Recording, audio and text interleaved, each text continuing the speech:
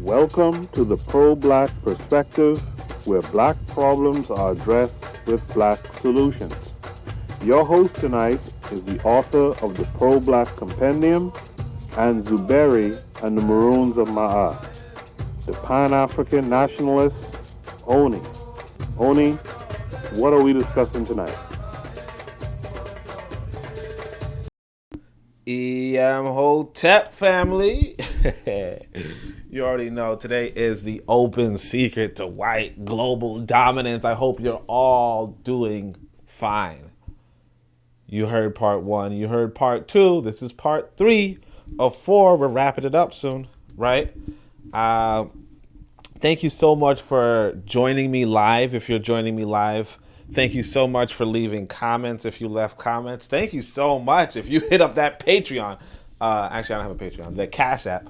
And of course, thank you so much if you subscribe to my channel as well as the other channels. So I really want you to know what the other channels are, because you got to understand it's a network. You have to network. You're a human being.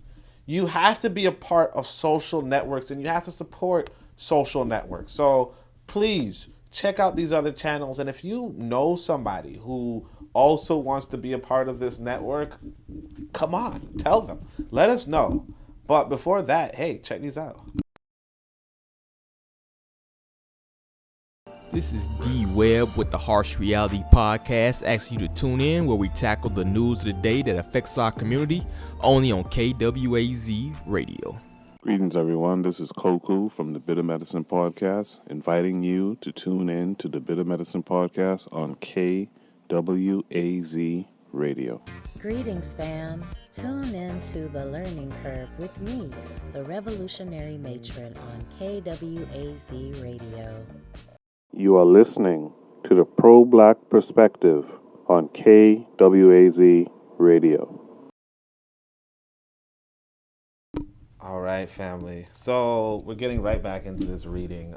Man, I'm feeling good. So yeah, last week, I know I was a little bit more hungry. I'm not going to say that I ate just before speaking today, but hopefully my meal carries me through. I've been trying to eat a little bit less, exercise a little more. They said the secret to weight loss is eat less, move more. And it's like, it can't be that simple, but really it's like eat less and move more. So that's what I've been doing, and hopefully it's going to pay out. Other than that, though, let's get right into it. This is page 20 or XX of this introduction to this book. But like I said, I'm not promoting white folks. So if you're curious, hey, go get yourself whatever you want. You know what I mean? Don't look to me to promote white folk, right? Although I'll say this, I do have some exceptional list of white folk, and I guess I'll put Adam Smith on that list.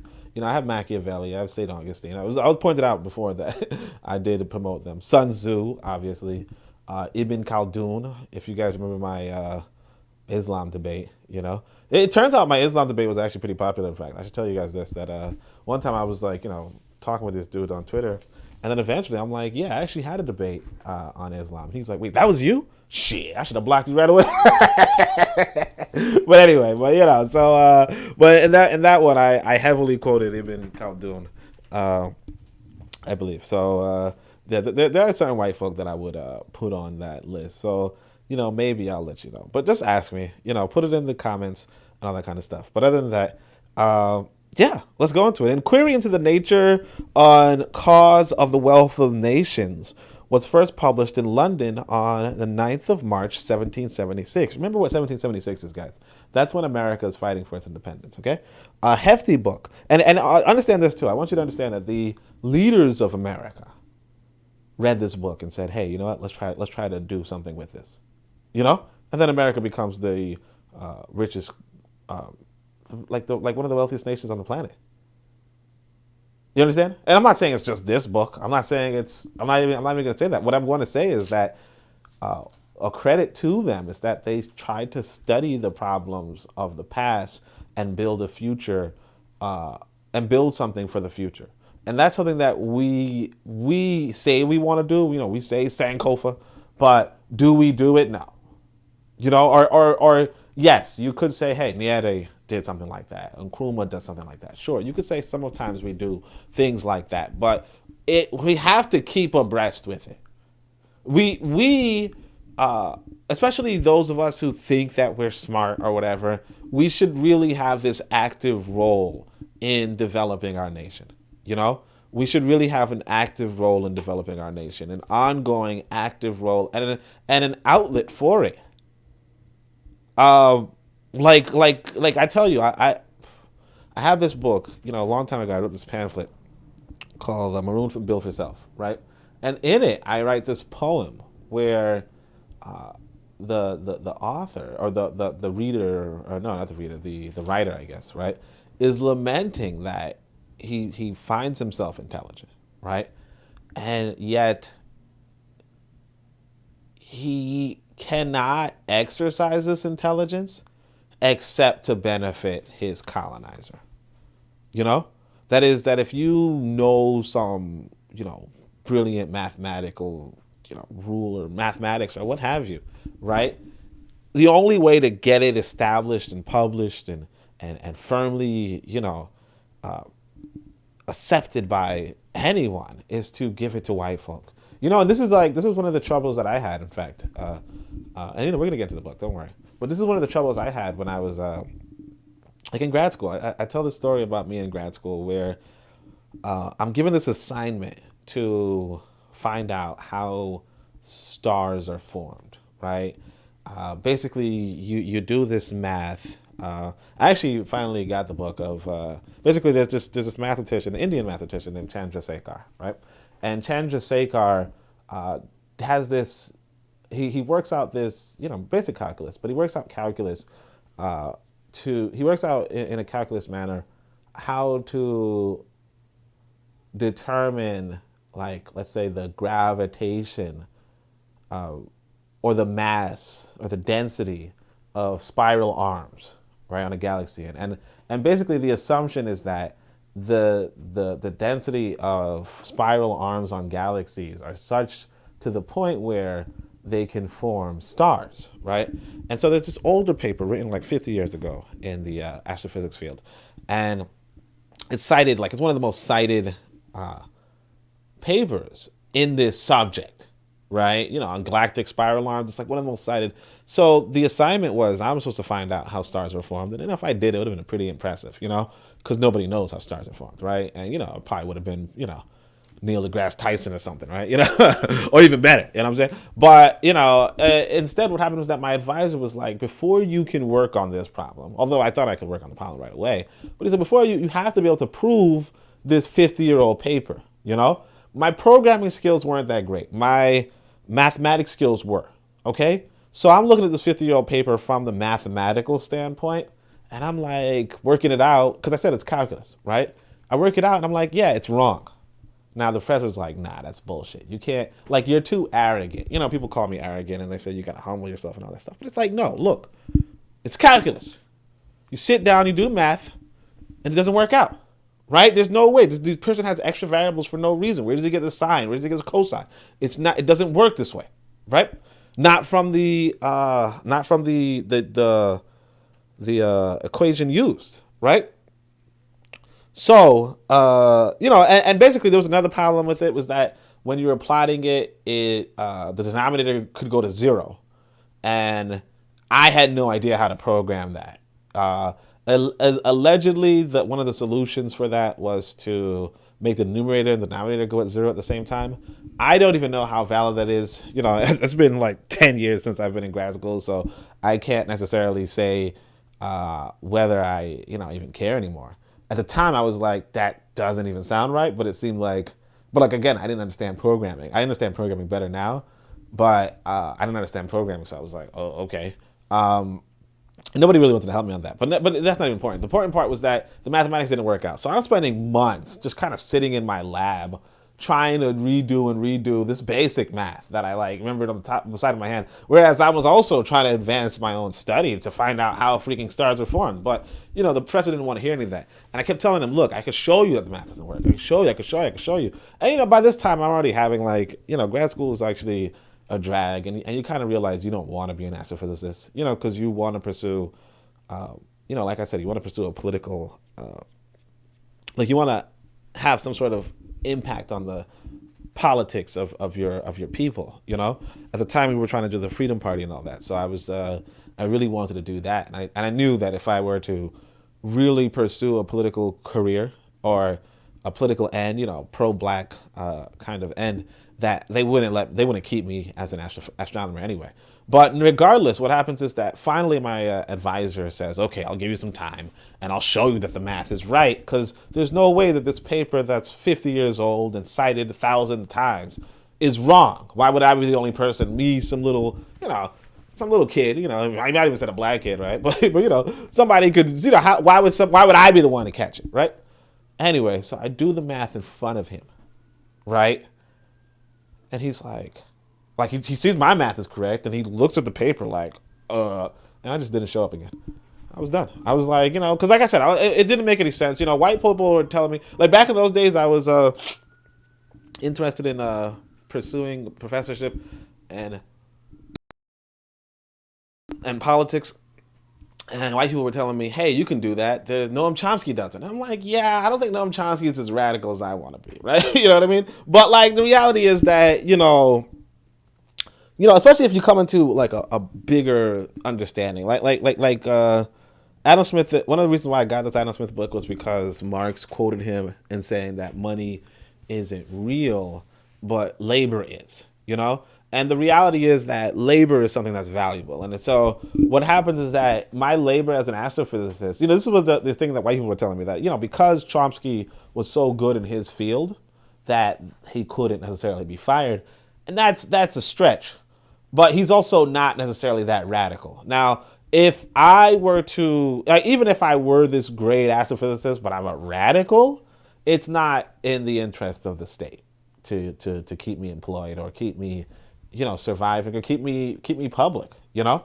And so, yeah, you know, like when you understand what labor is, it's like, yeah, you made the right choice. If you really do want to pursue Pan-African nationalism openly, then yeah, it's going to be very difficult to maintain that kind of professional career. You know, a lot of people who do Pan-African nationalism, because they're particularly if they're employed by another people. If they're their own, if they're self-employed, it's different. If they're employed by another people, they don't monitor and limit themselves, then chances are they're not really pursuing something that's too much of a threat to the status quo. But that's another subject altogether. The point being, though, the real point was that, you know, some people would say, hey, look, you know, continue that, you know, do the study, you know. Show them you corrected their math, and now you can blah blah. And it's like as African people, we should have our own system. You know, we shouldn't have to check in on other people or tell other people what we discovered and let them know. You sometimes, it's like you have to move in silence at some point if you want to have an advantage.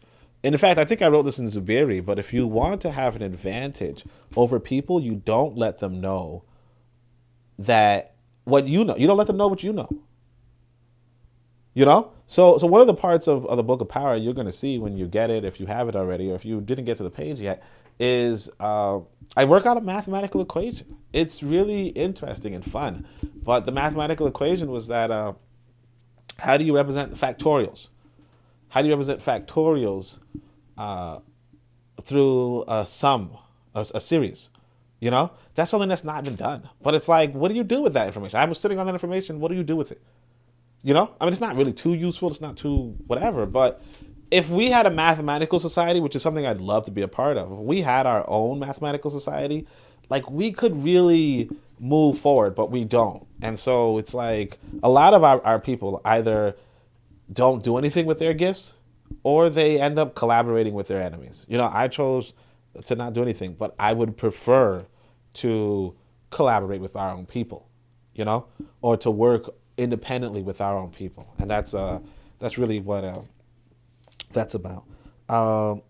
Don't really remember where I even brought that up, though. But anyway, so an inquiry into the nature and cause of the wealth of nations was first published in London on 9th March 1776. A hefty book. It was 2 quarto volumes, priced at 1.16, I think, pounds in blue-gray boards, or 2.25 pounds if bound. Now, I don't know this symbol. It looks like a giant L. But it might be a giant E, so I don't know the pound symbol. So I don't. It might just be pounds though. But those are pounds back in the day. So, sorry. That could be quite a bit of money. I don't know though. But look at that though. It's quite a bit of money. Just think about that. I want you to think about everything that I'm saying here, right? Sorry, I might have the sniffles. People are buying this huge book. Like 2 volumes on the wealth of nations and putting forth a big piece of change to get a copy. And see, this is what I did. I read the Book of Power. I priced it, high, because I was like, I put a lot of work in that. Now I didn't put down 16 years of work in it, but notwithstanding that, I put a lot of work in that. And it's like, yeah, if a book is good, you price it like in a good, respectable way. That's what you do. Anyway, so he says the publishers were William Strahan and Thomas Cadell. The second edition followed 2 years later on 28th February 1778, also in London at the same price. A third edition was ready for the press in 1784, this time in 3 octavo volumes with significant additions and corrections, and also an index which several of Smith's friends had found wanting in earlier editions. So, giving an index, you know what I'm saying. Smith explained in an advertisement for that book, the first edition of the following work was printed at the end of the year 1775 and in the beginning of the year 1776. Through the greater part of the book, therefore, whenever the present state of things is mentioned, it is to be understood of the state they were in, either about that time or at some earlier period. During that time, I was employed in writing the book. To this third edition, however, I have made several additions, particularly to the chapter upon drawbacks and to that upon bounties. Likewise, a new chapter entitled The Conclusion of the Mercantile System, and a new article to the chapter upon the expenses of the sovereign. In all these editions, the present state of things means always the state in which they were during the year 1783 and the beginning of the present year 1784. Yeah, so, he's just telling you how he, obviously, revised, made additions to his book. It's interesting, though. Look at these chapters. It says the conclusion of the mercantile system and as well the expenses of the sovereign. There was this image circulating on social media about this African youth sitting on the on the side of the street where the lamps were overhead and he's doing homework. Some people were saying, why didn't he do homework earlier? Which is a good place. Other people were saying, hey, why is there not more electricity in Africa? And it's like, at some point, we have to ask ourselves, what part are we taking in bringing more electricity into Africa? I remember hearing somebody speak a lecture, and they were saying that, and I'm supposed to read this. I didn't read this to you, but I was supposed to read this. There's this paper I linked in the Discord, and it's Lenin. Okay, Lenin is saying and the Lenin is describing what communism is. Allegedly, it's in one sentence he's describing it, but that's not really the case. But that's what the allegation was. That's why I looked into it. But he was like, communism is like 100% electrification of a community and Soviet and workers' councils, and local workers' councils. Basically, the idea is that in order for communism to work, or not even in order for communism to work, but the directive of communism, the main directive or the primary directive is to give every part of Russia or every part of the Soviet Union electrification, right? Which is basically like modernization, but really it's electricity, right? And not just giving everybody electricity, but also Also, workers' councils, right? They call it Soviet blocks or whatever, but workers' councils basically means that the locals of that community would be the governing body of that community, but also receive orders from the larger governing body, right? Just a way to micro-organize that community. The point being, though, is that these people, like the communists or the Soviets, they deliberately try to electrify their whole country.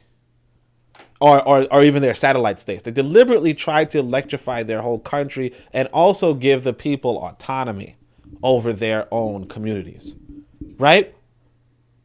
That was the political economy that they decided to pursue. That was the political structure that they decided to pursue, and the economic requirement was mass electrification, right? You don't have that in Africa.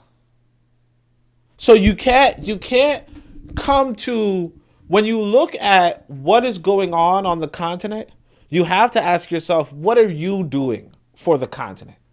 Because again, other people are doing what they think is necessary. If you are not involved in providing electricity to African people, African villages, African schools, African children, African homes, if you're not in that business, then be quiet about it. Not to say that nobody should have electricity. Of course we should have electricity, but you have to realize that electricity doesn't crawl up into people's homes on its own. It doesn't knock on the door. Electricity might have never come to Africa if not for colonization and colonies and so forth. Not to say that, I actually don't know. Some people do allege that electricity was there prior. Who knows? But the point being that, like saying, oh yeah, you're so backward. We're so backwards because we don't have electricity. No, what's backwards is you sitting in your Western comfort, sitting in another place where they designed their own communities to have electricity, and you just moved in. You just visited, right? You moved in, you took your electricity, and then you said, hey, it's we're so backwards as the people that we don't have electricity. No, what's backwards is that you come enjoy electricity in the West and you don't take the secrets or the knowledge or the information. You don't do any spying. You don't do anything in order to bring that electricity back to your homeland. Like the Chinese man, he comes to the West, he says, hey man, this electricity, wow, this is so amazing, so interesting. These computers are so interesting, so amazing. And then he brings it back to China.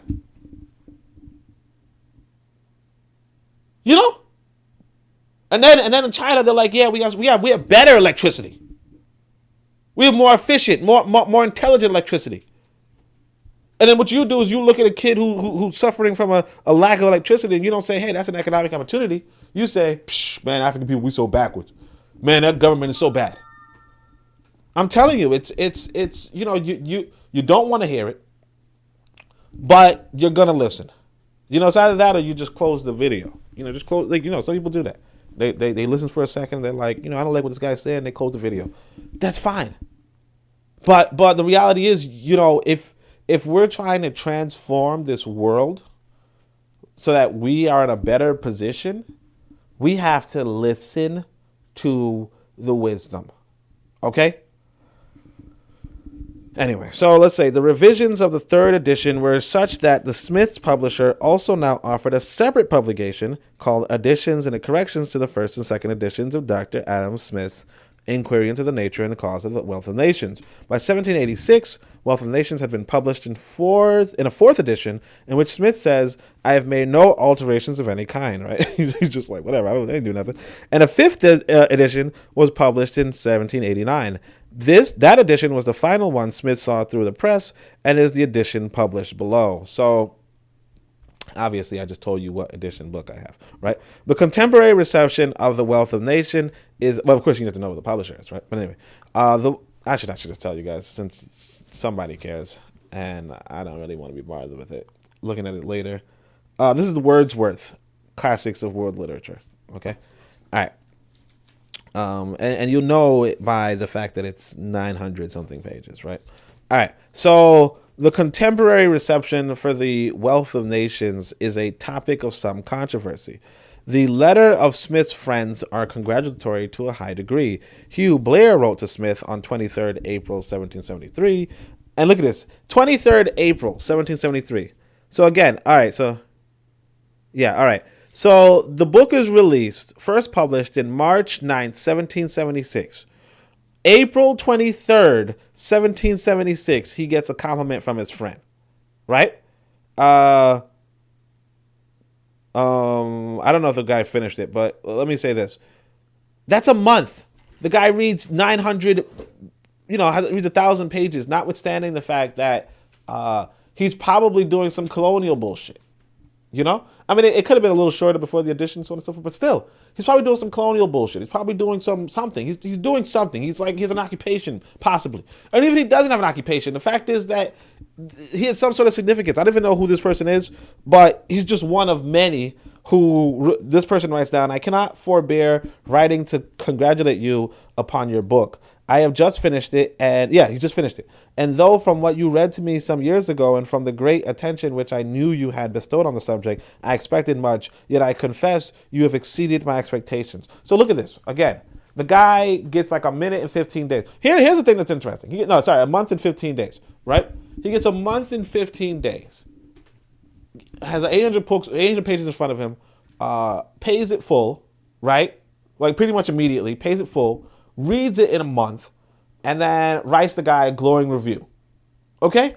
Here's this. I have this book. I write this book, and I mean, I'm not whatever. But, fastest I've seen somebody read it was like 3 months, right? It's a smaller book than The Wealth of Nations, I believe. Maybe not, actually. It's probably bigger. But notwithstanding, fastest I saw somebody read it 3 months. The entire time, they're like, man, shit. Blah, blah, blah, blah, blah. And then, a lot of people don't even write reviews.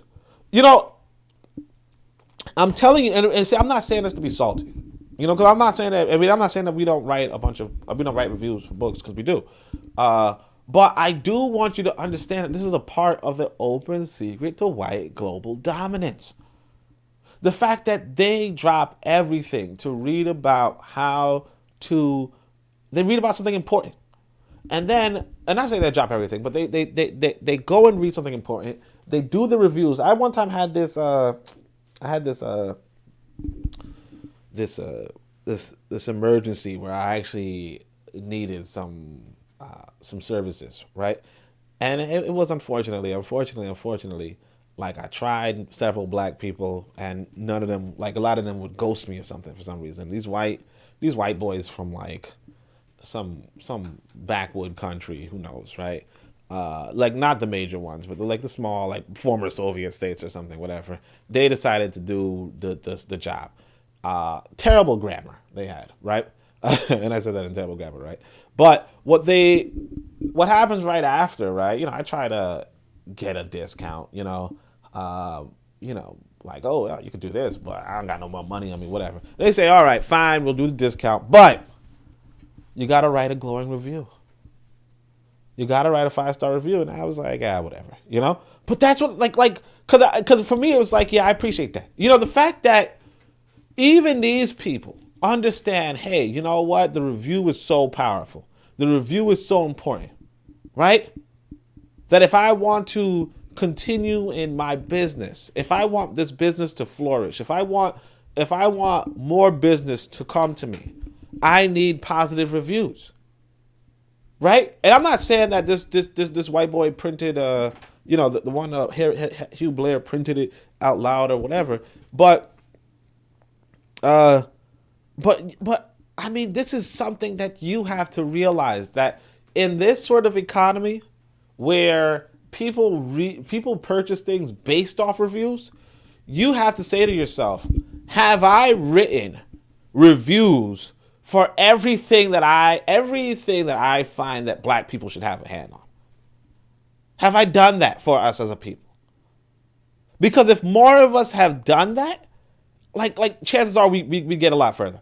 And not that we get a lot further, but it would help. Like every little bit helps. It's not the most thing, but it's something you could do. So just keep that in mind, right? So when Blair praised most of all was Smith's ability to synthesize What Blair praised most of all was Smith's ability to synthesize and to make systemic what before was piecemeal. The Wealth of Nations made clear and concise what past works had seen only through a glass darkly. Blair laments how one writer after another on these subjects did nothing but puzzle me. I despaired of ever arriving at clear ideas. Smith, on the other hand, has proved a straightforward argument. One chapter paves the way for another, and your system gradually erects itself. Nothing was even better suited than your style is to the subject, clear and distinct to the last degree, full without being too much so, and as tersely as the subject could admit. Blair's final assessment in The Wealth of Nations, Smith had produced the commercial code of nations. Smith had done great service to the world, and the age is highly indebted to him. Look at that. So another thing is that this white boy writes this book, Smith, he writes this book. And I mean, I don't know who this Hugh Blair is. Maybe I should look him up. Maybe I should just look him up and, just end that line of I don't know, like that line of ignorance, right? Let me see if he's actually somebody to look up. And this is what we talk. Look, Hugh Blair. Okay, was a Scottish minister of religion. Okay, considered one of the first great theorists of written discourse. This is actually him. Blair, let's see. As a minister of the Church of Scotland and occupant of the chair of rhetoric and belles letters of the University of Edinburgh, Blair's teaching had a great impact on the spiritual and secular realms. Best known for his sermons, he was a valuable part of the Scottish Enlightenment. Sorry, I'm not showing you the screen, but yeah, this guy is not, like I said, there are elites in this world, right? Here's this elite guy praising his book, like, wow, you're such a good book, and your book should be the common, what does he say? The commercial code of nations, right? And see, when he says, hey, your book should be the commercial code of nations, right? It happens because he has that level of influence where he's telling other people, hey, you know what? This book should be the commercial code of nations. This is what you have to be doing. There once upon a time when we were, when I was younger, people were saying, hey, we should, we were organizing. And like I said, during this time when I was in grad school, I went to the party with the UAM or whatever, right? And they were like, we should organize this thing and we're going to get this information out. And the most effective way we know is through the grapevine, right?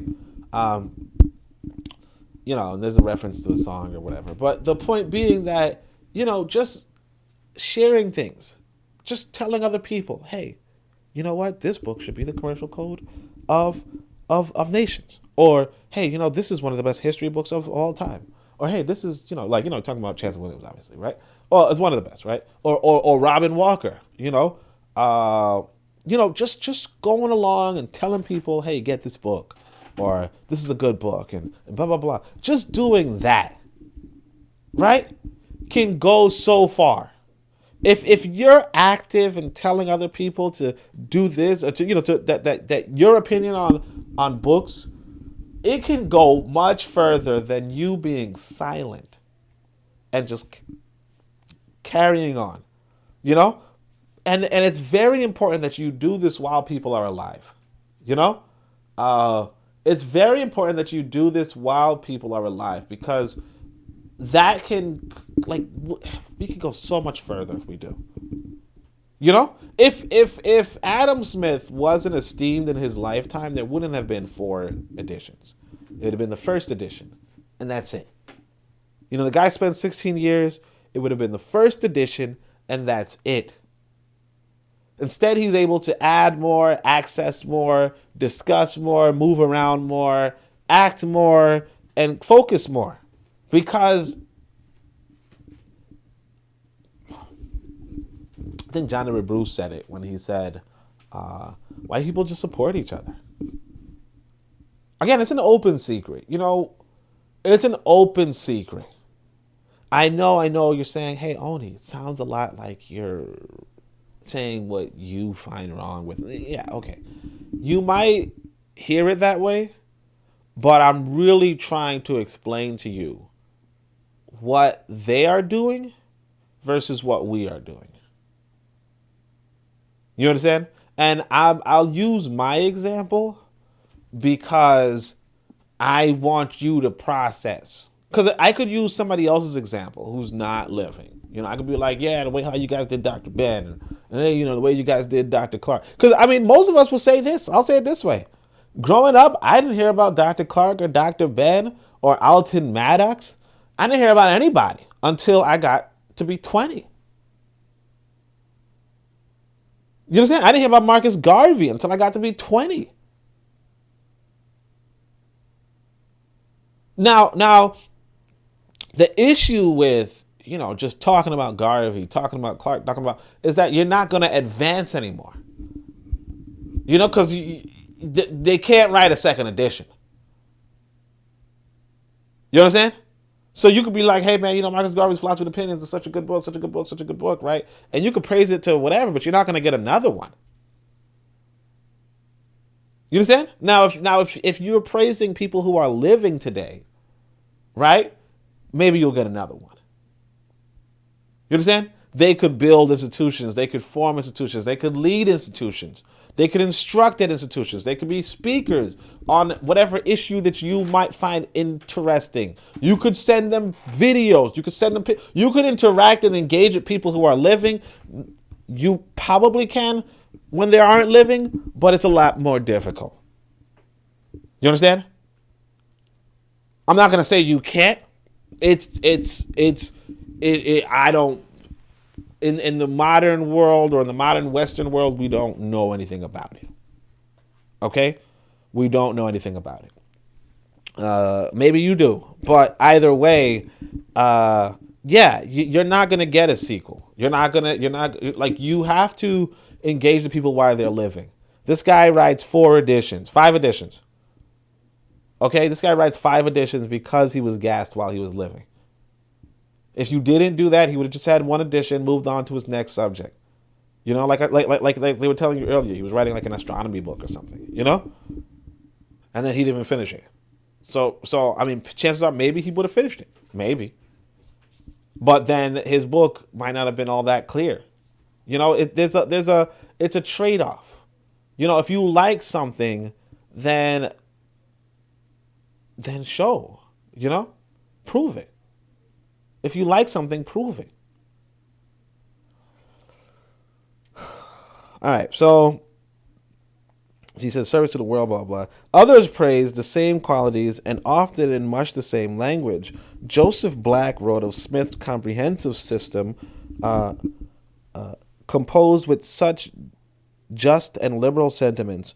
William Robertson, as I knew how much time and attention you had bestowed upon this work, I had raised my expectations of it very high, but it has gone far beyond what I expected. You have formed into a regular and consistent system one of the most intricate and important parts of political science, and I should think your book will occasion a total change in several important articles of civil government and economics. Like Blair, Robinson forecasts the book must necessarily become a political or commercial code to all Europe, which must be often consulted both by men of practice and speculation. You see what I'm saying? Again, these are not even like, these are like the fact that this guy even knows who these people are. William Robertson. Let's see who that is. Let me see if I could. Let's see who this William Robertson guy is. Okay, like again, they these white people. You heard it too. It's like, yeah, we're gonna let this be the system in Europe. You know? Okay, so here. I think I found him. Let me actually share this screen for those of you who might be interested. Boom. William Robertson. Western Quebec and Upper Canada. Was a businessman and political figure in Upper Canada. I put the years that were most likely close to this person's life. Important merchant in the fur trade in this area. And Robertson resigned from his position as judge, so on and so forth. Close ties to Robert Hamilton, who had married his brothers, so on and so forth. Who's Robert Hamilton is a question. Another judge in Upper Canada. But yeah, you know, like a businessman and political figure in Upper Canada. Like you want to realize, and these are all the Robert sorry, that was the public official. So yeah, but you see the years, you would have to search who would be alive during the thing. Oh, sorry, it could have been this guy. Oh shoot, that's even bigger. This is even bigger. Let me see. She didn't put down. The author doesn't put down the years for this person. So now I see why they put down the years, because there's so many damn people like that. But this would be around the time of the publication. Although this would be a young person around the time, but actually older than this other person, 1760. So let's see who this person is. Yeah, look at that. Lord Robertson, 18th century Scottish lawyer who's a senator of the College of Justice, right? And this is around, and see, because it's in Scotland, it's actually probably more likely that this is the person that they're talking about. Yeah, it was born in Edinburgh. The blah blah blah blah blah. Grandfather became a principal of the university. Like this is serious, you know. Like here you have praise from this guy who's a senator of the College of Justice, right? A Scottish lawyer, and he's like, hey, I believe this should be the commercial code, you know? Yeah. People with influence, people of importance, elite in a sense, right? The overclass versus the underclass. The overclass saying, hey, you know what? I like this book so much, I think this should be a code among our people. You know how black folk be talking, hey man, we gotta get on code. We gotta get on code. But then the people who saying that have no real influence in the community, you know? Have no real influence in the community, and they're like, yeah, we should be on code. The reason the problem is that we ain't on code. They are saying, this is white folk with a Scottish lawyer, head of a college, saying this should be the code. This is the book that we should study in our school. We're going to test people on this book so that we know that everybody knows this book or passages from this book, and it's fluent in this book. That's the difference. And, I tell you this inside of the front of the Book of Power. I say, hey, look, you know what? For this book, you read it, you maybe get another copy and you give it to somebody. And you tell them to read it, and you tell them to, either give it to somebody or get another copy, whatever. You want to be actively, right? You want to be actively getting the book in the hands, or getting any kind of book, really. But, I have 12, 13 books that I tell people that everybody should read, like Marcus Garvey's books and Drusilla Dungy Houston and so on and so forth, right? And of course Nkrumah, right? You put these books in people's hands and you say, get to it. I tell you, Nkrumah did the same thing with this book. I have it right in front of me, Neocolonialism, The Last Stage of Imperialism. I was just reading it to my kid. But he's handing this book to people at the African Union. He's not handing this book out to people on the streets. He wants Africa to unify. He wants the African leadership to agree with sharing their political sovereignty. He wants us to understand the nuances, and he's not going to the market lady and saying, and there's nothing wrong with going to the market lady, but you go to the market lady in order to reach the leadership. If you have a direct route to the leadership, then go, by all means, use that direct route. But that's what you're supposed to do. These white folk are saying it. They're not, it's not even like, it's not me. That's the thing I want you to understand. This is like straight from the horse's mouth. It's not me saying, hey, you know what? They're going to use this book against. No, they're saying, hey, look, this book must necessarily become a political or commercial code to all Europe. They believe, when we say that we created the wealth of America or whatever, right? No. What creates wealth is this intelligent, is this manner of acting intelligently. Is this manner of saying, hey, you know what? We're going to study how we can create wealth. And we're going to implement those studies. We're going to change our behaviors in order to implement that wealth.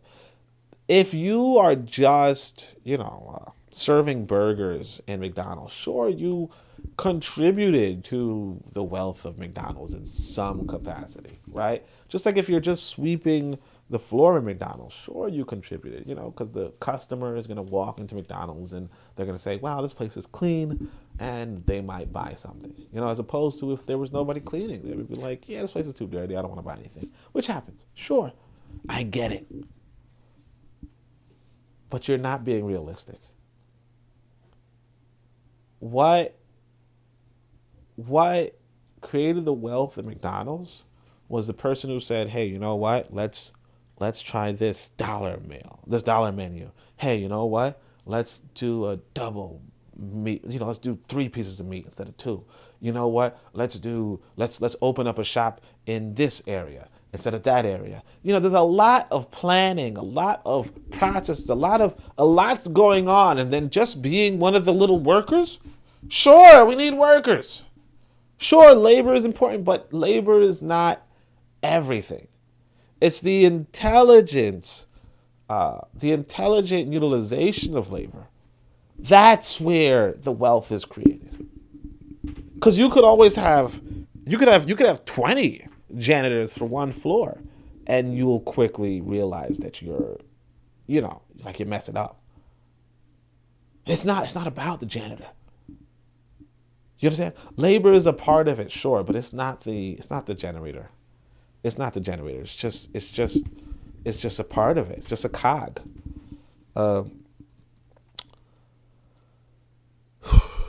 Anyway, so Adam Ferguson wrote of his esteem for Smith's work, remarking that Smith was surely to reign alone on the subject he wrote upon. Right? Just more praise. I want you to look. I want you to open up. And here's the thing, too. I want to admit, and I won't even admit it, but I need you to go over, listen to these other shows on KWAZ Radio. Subscribe. Like I said, you have to show some support. Show some support. Subscribe. Okay? But I also want you to go over to Amazon, search the Book of Power with my name, because there's other books called the Book of Power suddenly coming out, whatever, right? Just do Onitaset, Onitaset, right? Search my name, search Amazon, and, get my book if you haven't. If you don't have it, read it and give it a review, I would ask you to do the 5 stars just off rip. That might be a nice thing too, but you don't have to do that if you feel like that's not something that you'd want to do, right? But I advise you, I say, look, get the book, I get books, I want you to read it too, but also just get the book. Let people know that you value them. Sometimes I log on to the book sales. At one point, the book sales was looking good, and I felt good. I felt like, hey, you know what? Things are looking up for me. And then book sales went down, and I was like, yeah, you know what? Ugh. What I want from you is for you to tell people, hey, let's get this book. This brother is highly accessible, and he's going through, he's giving us the open secrets. The least we could do is say, hey, you know what? Here's something. Here's what I want to give you. But other than that, like I said, subscribe to the other channels and listen to their podcasts. They're so good and informative, and you're really missing out if you're not listening to them, or you're not listening to me.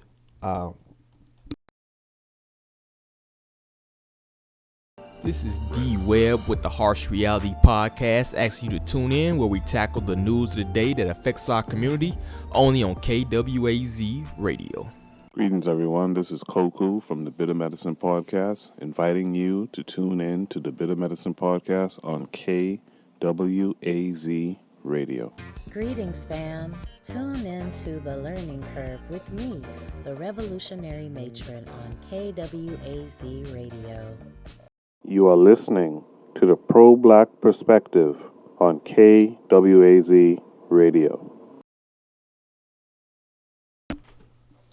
All right, fam. I hope you did what I asked. Anyway, let's go. Keep going. So, but perhaps no other appraisal would have meant as much to Smith as that of Hume, his dearest friend of all, whose health was fast deteriorating in April 1706.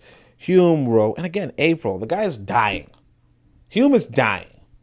And in 1 month, he reads his book for his friend, right? Bell, dear Mr. Smith, I am much pleased with your performance, and the perusal of it has taken me from a state of great anxiety. It was a work of so much expectation by yourself, by your friends, and by the public that I trembled for its appearance, but am now much relieved. You know? Basically, he means that the guy was bigging up the book, and he delivered. And that's what I did, too. I bigged up my book, delivered, but, that's, of course, just me talking, right? Although I should admit that I finally have a lot of reviews. I have very few negative reviews, but obviously all the negative reviews didn't read my book, and you could see the verification on that. But notwithstanding that, I appreciate the people who have reviewed it. I think it's like 17 now. I appreciate that. Anyway, so Hume went on to say that the book has depth and solidity and acuteness, and is so much illustrated by curious facts that it must take the public attention. Look at that. The public attention on a 2-volume book. Expensive 2-volume book. The next month, Hume wrote from London, happily reporting, I find the town very full of your book. Look at that. He goes to a town, and his book is everywhere. In a town. And I actually regret, one time I was, I'll tell you this, I keep talking back to me, and I'm sorry. I apologize. I am who I am, I can't really change that. And I can't really speak for other people's experiences because I don't know their experiences in this capacity. However, obviously I wrote this book. And one point after I wrote this book, I was at a Barnes & Noble, right? And I think I was supposed to meet up with somebody or something like that, right? Actually, that might be, I think I might have been meeting up with Koku, right? From the Bitter Medicine podcast, right? So I'm there, and it's kind of like, I'm going to look in the bookshelf, see what books are there, blah, blah. And I kind of do go over to the K section, thinking, imagine if my book was here. And of course it wasn't. And I felt away, but also understood, The thing is this, though, realistically speaking, I can't go to any bookstore and find my books. You know what I mean? Like, I legit can't go to any bookstore and find my books. Nobody went to any bookstore and said, hey, we want you to put in some onies, And not just that, if you're a book, look at this right here. If you're a book distributor, and you were to look at the statistics of what books are selling and not selling, you're not going to put my book on your shelf. Because see, you have to pay wholesale for my book and then sell it at retail, sure. But if you know the book is not moving, if you know the community doesn't talk about it, doesn't want it, then you're not going to get it.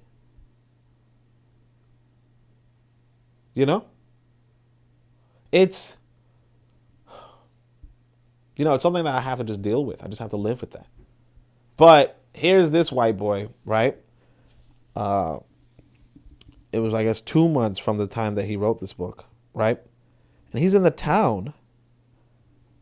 And, there's a random town in, let me see, I think it was London, yeah. Random town in London is like, yeah, we got your book is all over the place.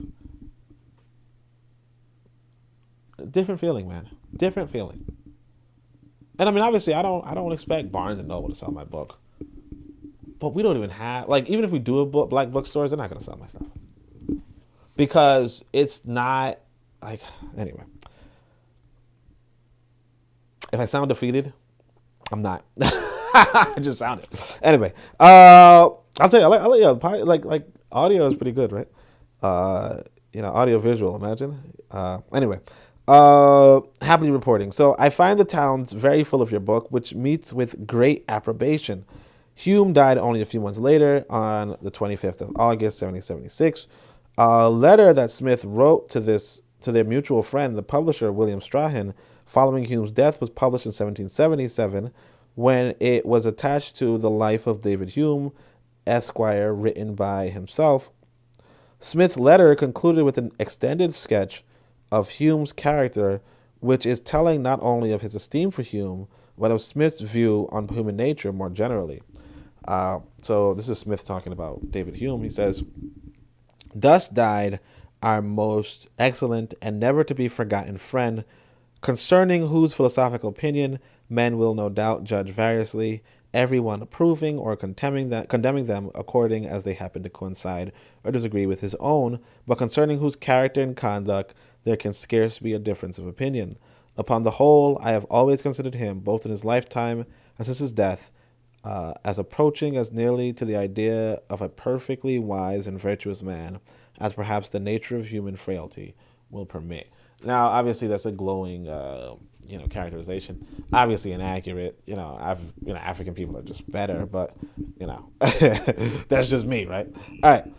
Later, writing to Andreas Holt concerning the reception of the Wealth of Nations, Smith remarked that while there had been various squibs thrown out at him in the newspaper, so he's even in the newspaper where people are talking some stuff about him, like, yeah, blah, blah, blah, blah, right? He says, upon the whole, it has been much less abused. I have been much less abused than I had reason to expect, so that in this respect, I think myself rather lucky than otherwise, right? Basically, he's saying he has mostly positive reviews. And so, indeed, wrote Smith, a single, and as I thought, a very harmless sheet of paper, which I happened to write concerning the death of our late friend, Mr. Hume, brought upon me 10 times more abuse than the very violent attack I had made upon the whole commercial system of Great Britain. So he's basically saying, my Wealth of Nations is an attack on the commercial system of Great Britain. A commercial system that, check this out, he's critiquing whatever. It might have empowered the American states, the American colonies, right? It might have also, like what happens is that we know that, for instance, the person who, like one of the people really responsible for America's, Treasury, like Secretary of Treasury, America's original Secretary of Treasury and all that kind of stuff is Alexander Hamilton. And we know he read The Wealth of Nations. Does he 100% agree with it? Some people say no. But we know he read, reviewed, and tried to implement something along similar lines. The point being, though, is that here's this guy writing about a commercial code that eventually becomes one of the largest commercial codes on the planet. We talk about capitalism. We're really talking about Adam Smith's system, right? What we realize then, right, is that he does that. He might write this sort of quote unquote critique of the this attack on the commercial system of Great Britain, but eventually it becomes the commercial system of Great Britain. Like they're willing to be self-critical. And this is what I'm really telling you, in fact, the open secret. I'm telling you that they are willing to be self-critical. If I'm critiquing, if I'm saying, hey, look, you do this, you do that, you do this, and so forth. You're like, hey, man, cut it out. I don't want to hear that.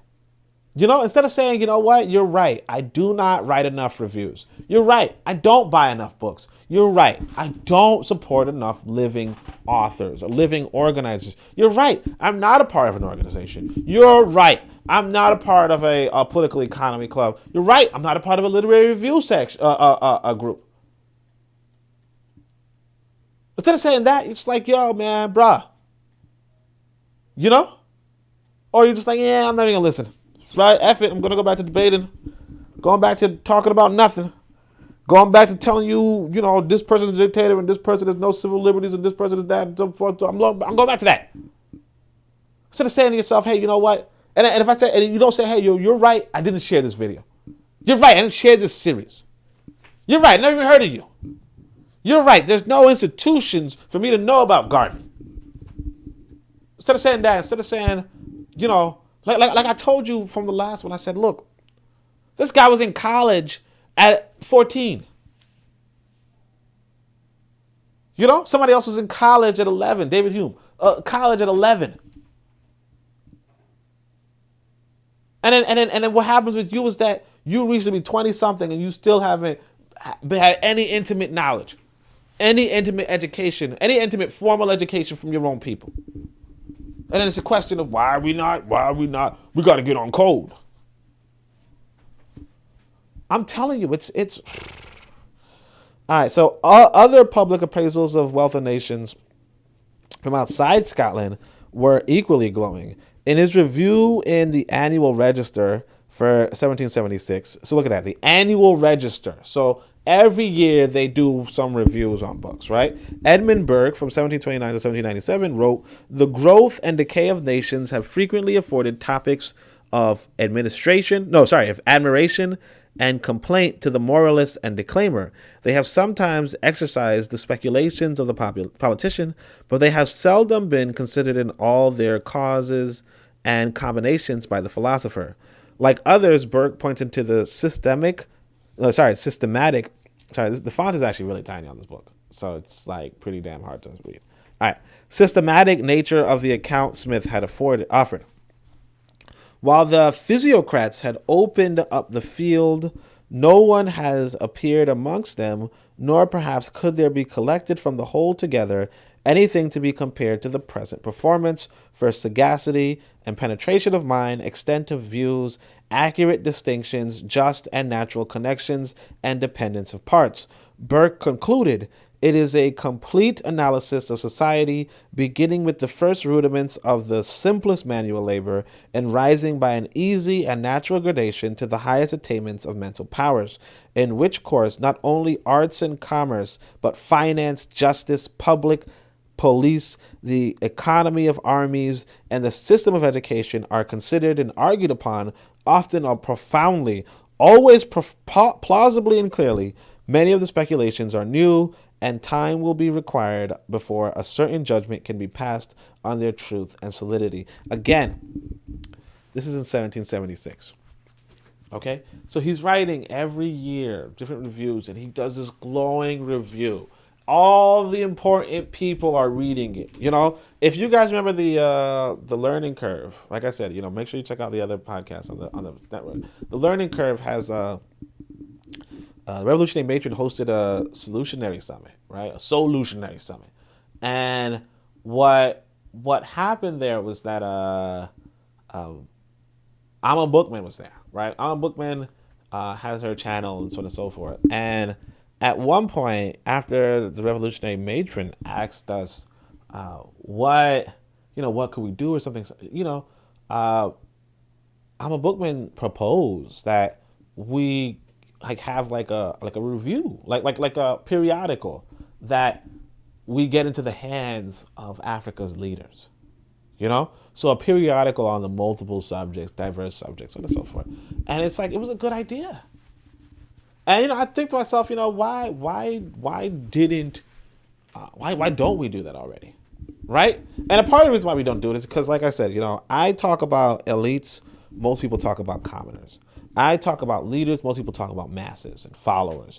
And because most people talk about masses and followers, what happens is that we're always trying to wake up, masses, wake up. Hey man, stop taking drugs. You can't take drugs because if you take drugs, our people are gonna look bad and blah blah. It's nonsense, right?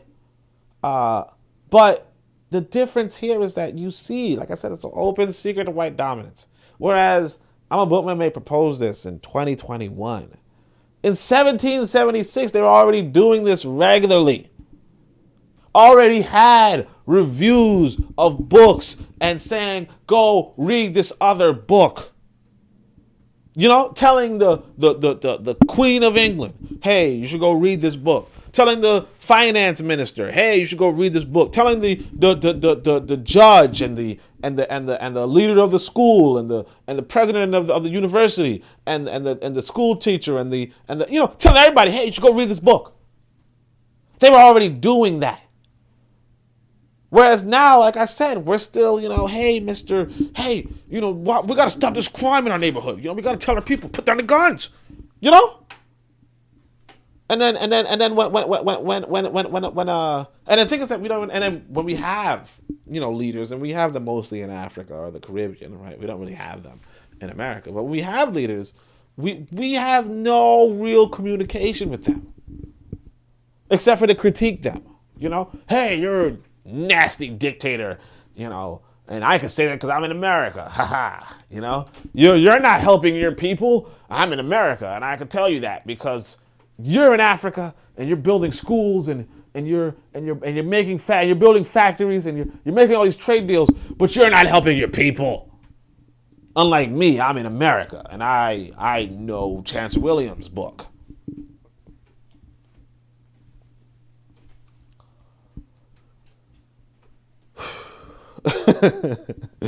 I'm telling you. So where were we? Yeah, all right. So having finally published his Wealth of Nations, Smith stayed for a time in London, perhaps in anticipation or hope of securing a government post there. A job came, but not in London. Early in 1778, Buccleuch, and actually that's kind of like, it's really unexpected, but it happened, right? The guy didn't get a job in London, although he thought, hey, I wrote this great book, I should get a job in London. So, at least it's fair to say that everybody, that it's not just us who don't, but that's the thing though. It's like, the thing about books is that while they're good, we have to go back to this labor theory and this value theory. Who needs you? Like I said, I write this book, but who needs me? Like I already wrote the book. Unless you want me to teach the book, like who needs me? Who needs you because you wrote The Wealth of Nations? Who needs you? That's what labor is about. Labor is about who needs you. It's like, McDonald's, like I said, the McDonald's example. If you're good at a broom, sure, you could be a janitor. Are you going to be the the director of sales? No. Unless they need you to be. But you would have to prove yourself more so than just writing a book on how sales could be pretty good for McDonald's. I mean, like, the reality is this: if you wrote a book on how to expand McDonald's sales, you probably still wouldn't be the director of sales. They probably just read it and be like, hey, thanks, this was pretty helpful. And that's just common sense. Anyway, Smith stayed for a time in London, perhaps in anticipation or hope of securing a government post there. A job came, but not in London. Early in 1778, Buccleuch secured for him a position as Commissioner of the Customs and Salt Duties for Scotland, a post which Smith held in Edinburgh, where he lived for the remainder of his years. Smith attended customs boards meetings on a regular basis and took care of the regular business associated with the custom house. Smith's mother, who had moved in with him at Palmer's house, his home in the Canongate, died in 1784, not quite reaching her 90th birthday. It's already pretty old, right? In 1787, Smith was elected Lord Rector of Glasgow University. So the guy becomes pretty big and becomes the Lord Rector of the university that he used to be at. There was also years in which Smith continued to fiddle with the text of the theory of moral sentiments and Wealth of Nations, making corrections and revisions for each new edition. Let me see something. I think that actually might be all the reading for today. Yeah, that's all the reading for today. So, next one is part 4, right? I hope you enjoyed this. I hope you enjoyed this. I think I took a little personal note, and I hope you enjoyed that. If you did or if you didn't, I wouldn't know if you're quiet. Okay? So just let me know what you think. I appreciate your listening. And of course, until next time, Semyama Hotep, Anku Ja Seneb Neb, Amen Ma'at, Dua Netre.